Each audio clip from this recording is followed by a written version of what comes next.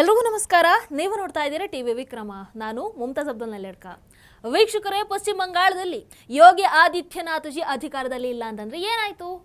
ಯೋಗಿಜಿ ಇಲ್ಲ ಅಂತ ಅಂದ್ರು ನಿಧಾನವಾಗಿ ಪಶ್ಚಿಮ ಬಂಗಾಳ ಇವತ್ತು ಮಮತಾ ಹಸಿರಿನಿಂದ ಕೇಸರಿ ಬಣ್ಣಕ್ಕೆ ತಿರುಗ್ತಾ ಇದೆ.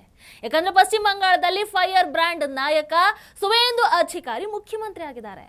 ನೀವು ಕೇಳಿದ್ದು ಸರಿಯಾಗೇ ಇದೆ. ಬಹಳಷ್ಟು ಮಂದಿಗೆ ಆಗಿರಬಹುದು, ಏನಪ್ಪಾ ತಮ್ನೇಲಲ್ಲಿ ಯೋಗಿ ಕಾಲಿಗೆ ಬಿದ್ದ ಸುವೇಂದು ಅಧಿಕಾರಿ ಅಂತ ಹಾಕಿದಾರಲ್ಲ ಅಂತ.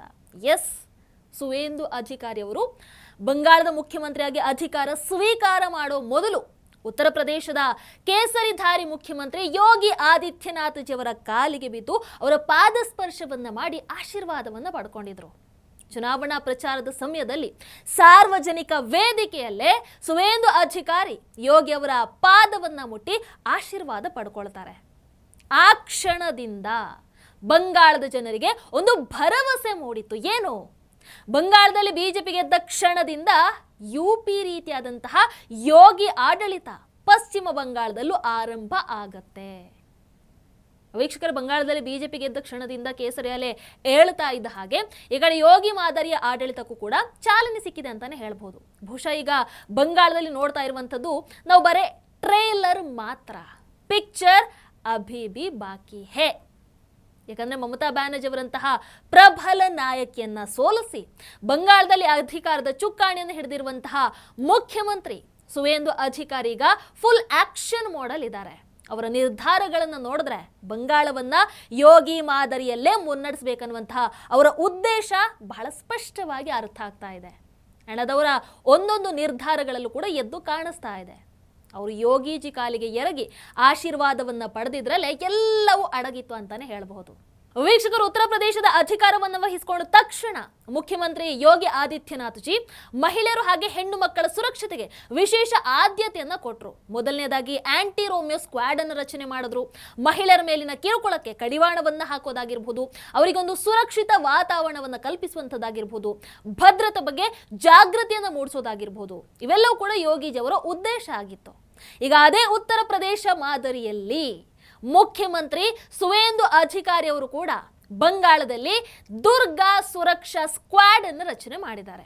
ಈ ಸಾರ್ವಜನಿಕ ಸ್ಥಳ, ಶಾಲಾ ಕಾಲೇಜು, ಸೂಕ್ಷ್ಮ ಪ್ರದೇಶಗಳಲ್ಲಿ ಮಹಿಳೆಯರು ಹಾಗೆ ವಿದ್ಯಾರ್ಥಿನಿಯರ ಸುರಕ್ಷತೆಯನ್ನು ಕಾಪಾಡುವಂಥದ್ದು, ಆಮೇಲೆ ಯಾವುದೇ ದೂರು ಬಂದರೂ ಕೂಡ ಇಮ್ಮಿಡಿಯೇಟ್ ತಕ್ಷಣ ಕ್ರಮವನ್ನು ಕೈಗೊಳ್ಳುವಂಥದ್ದು ಈ ತಂಡದ ಮುಖ್ಯ ಜವಾಬ್ದಾರಿ ಆಗಿರುತ್ತೆ. ಹಾಗಂತ ಇವರ ಈ ಸಿಮಿಲಾರಿಟಿ ಅಂದ್ರೆ ಈ ಒಂದು ಕೆಲಸದ ವಿಚಾರ ಕೇವಲ ಮಹಿಳೆಯರ ಸುರಕ್ಷತೆಗೆ ಮಾತ್ರ ಸೀಮಿತ ಆಗಿಲ್ಲ. ಒಂದು ಕಡೆ ಸುವೇಂದು ಅಧಿಕಾರಿ ಸರ್ಕಾರ ಬಂಗಾಳದಲ್ಲಿ ಕಾನೂನು ಸುವ್ಯವಸ್ಥೆಯನ್ನ ಬಲಪಡಿಸುವಂತ ಕೆಲಸವನ್ನ ಮಾಡ್ತಾ ಇದ್ರೆ, ಮತ್ತೊಂದು ಕಡೆ ಸನಾತನ ಧರ್ಮಕ್ಕೆ ಸಂಬಂಧಪಟ್ಟ ಹಾಗೆ ಒಂದರ ಹಿಂದೆ ಒಂದರ ಹಾಗೆ ಮಹತ್ವದ ನಿರ್ಧಾರಗಳನ್ನ ಕೂಡ ತೆಗೆದುಕೊಳ್ತಾ ಇದ್ದಾರೆ. ಕೆಲವೇ ದಿನಗಳ ಹಿಂದೆ ಜಗನ್ನಾಥ ರಥಯಾತ್ರೆಗೂ ಮುನ್ನ ರಾಜ್ಯದ ಪ್ರತಿಯೊಬ್ಬ ರಥಯಾತ್ರೆ ಆಯೋಜಕರಿಗೂ 5 ಲಕ್ಷ ರೂಪಾಯಿ ನೆರವು ಕೊಡ್ತೀವಿ ಅಂತ ಘೋಷಣೆ ಮಾಡ್ತಾರೆ. ಈಗ ಶ್ರಾವಣ ಮಾಸ ಆರಂಭಕ್ಕೂ ಮೊದಲೇ ಕನ್ವರ್ ಯಾತ್ರಿಗಳಿಗೋಸ್ಕರ ಮುಖ್ಯಮಂತ್ರಿ ಸುವೇಂದು ಅಧಿಕಾರಿ ಮತ್ತೊಂದು ದೊಡ್ಡ ಘೋಷಣೆಯನ್ನ ಮಾಡಿದ್ದಾರೆ. ಏನು? ಉತ್ತರ ಪ್ರದೇಶದಲ್ಲಿ ಯೋಗಿ ಸರ್ಕಾರ ಕನ್ವರ್ ಯಾತ್ರಿಗಳ ಮೇಲೆ ಈ ಹೆಲಿಕಾಪ್ಟರ್ ಇಂದ ಹೂವಿನ ಮಳೆ ಸುರಿಸೋ ಹಾಗೆ ಈಗ ಬಂಗಾಳದಲ್ಲೂ ಕೂಡ ಕನ್ವರ್ ಯಾತ್ರಿಗಳ ಮೇಲೆ, ಆ ಭಕ್ತರ ಮೇಲೆ ಹೂವಿನ ಮಳೆಯನ್ನ ಸುರಿಸ್ತಾರೆ.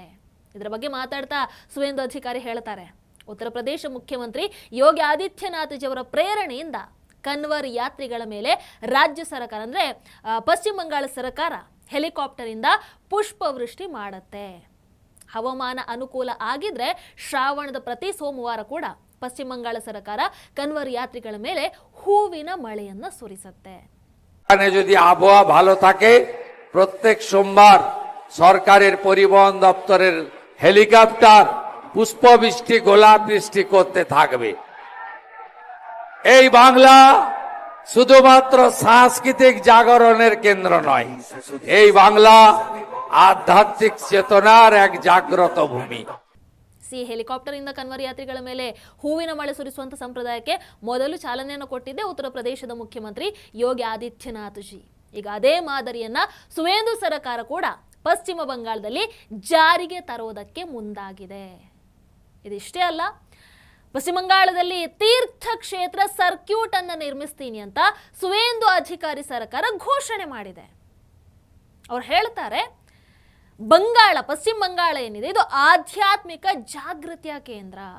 ಇಲ್ಲಿ ದಕ್ಷಿಣೇಶ್ವರ ಕಾಳಿ ದೇವಾಲಯ, ತಾರಾಪೀಠಂ, ಕೂಚ್ ಬಿಹಾರದ ಮದನ್ ಮೋಹನ್ ದೇವಾಲಯ, ಜಲ್ಪೇಶ್ ಮಹಾದೇವ ಮಂದಿರ, ಹೀಗೆ ಅನೇಕ ಪವಿತ್ರ ಕ್ಷೇತ್ರಗಳಿದ್ದಾವೆ. ಈ ಕಾರಣದಿಂದಾನೇ ಪಶ್ಚಿಮ ಬಂಗಾಳ ಸರ್ಕಾರ ತೀರ್ಥಕ್ಷೇತ್ರ ಸರ್ಕ್ಯೂಟ್ ನಿರ್ಮಿಸೋದಕ್ಕೆ ತೀರ್ಮಾನವನ್ನ ಮಾಡಿದೆ.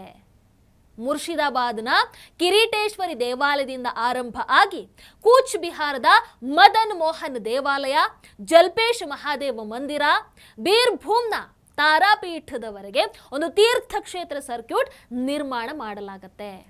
ಅದಕ್ಕಂತಾನೆ ಮುಂದಿನ 2 ವರ್ಷಗಳಲ್ಲಿ 1,000 ಕೋಟಿ ರೂಪಾಯಿ ಬಜೆಟ್ ಅನ್ನ ಮೀಸಲಿಡಲಾಗಿದೆ. ಸುವೇಂದು ಅಧಿಕಾರಿ ಅವರು ಘೋಷಣೆ ಮಾಡ್ತಾರೆ.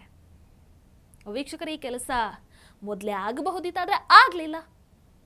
ಬಂಗಾಳದಲ್ಲಿ ಇದಕ್ಕೂ ಮೊದಲು ಹಲವಾರು ಸರ್ಕಾರಗಳು ಬಂದವು, ಹಲವು ಸರ್ಕಾರಗಳು ಹೋದವು.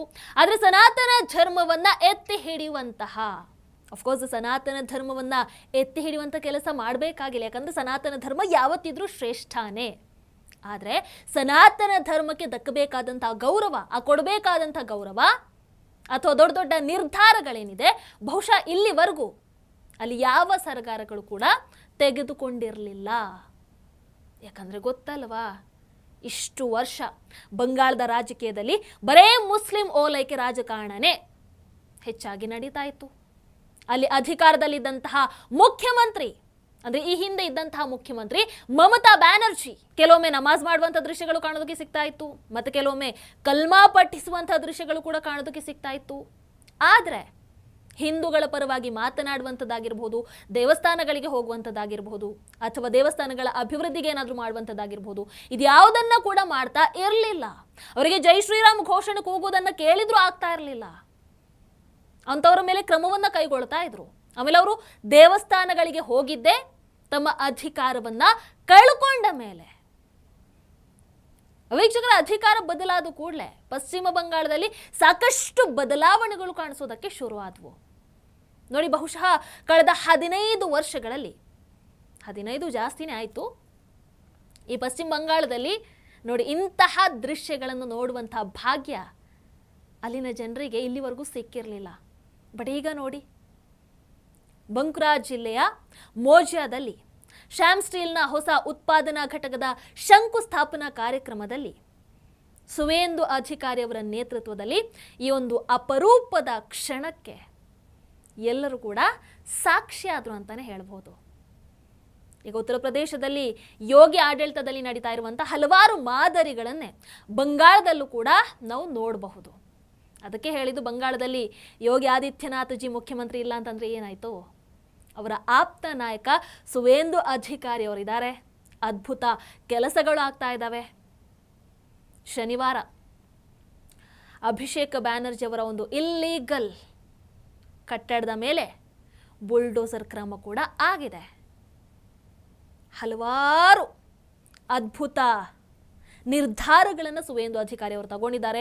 ಅಕ್ರಮ ಬಾಂಗ್ಲಾದೇಶಿಗರನ್ನು ಹೊರಗೆ ಹಾಕೋದ್ರಿಂದ ಹಿಡಿದು ಪ್ರತಿಯೊಂದು ಕೆಲಸವನ್ನು ಕೂಡ ಒಂದೊಂದಾಗೆ ಮಾಡ್ತಾ ಇದ್ದಾರೆ.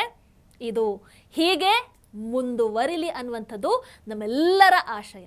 ವೀಕ್ಷಕರೇ, ಬಂಗಾಳದಲ್ಲಿ ಕಾಣಿಸ್ತಾ ಇರುವಂತಹ ಈ ಅದ್ಭುತ ಬದಲಾವಣೆಗಳ ಬಗ್ಗೆ ನಿಮ್ಮ ಅಭಿಪ್ರಾಯನೂ ಕಮೆಂಟ್ ಮಾಡಿ ತಿಳಿಸಿ. ನಮ್ಮ ಕರ್ನಾಟಕದಲ್ಲೂ ಇಂಥ ದಿನಗಳನ್ನು ನೋಡಬಹುದಾ? ಅದನ್ನು ಕಮೆಂಟ್ ಮಾಡಿ ತಿಳಿಸಿ. ನಮಸ್ಕಾರ. ಟಿವಿ ವಿಕ್ರಮ, ದೇಶ ನಿಮ್ಮ ಕೈಯಲ್ಲಿ.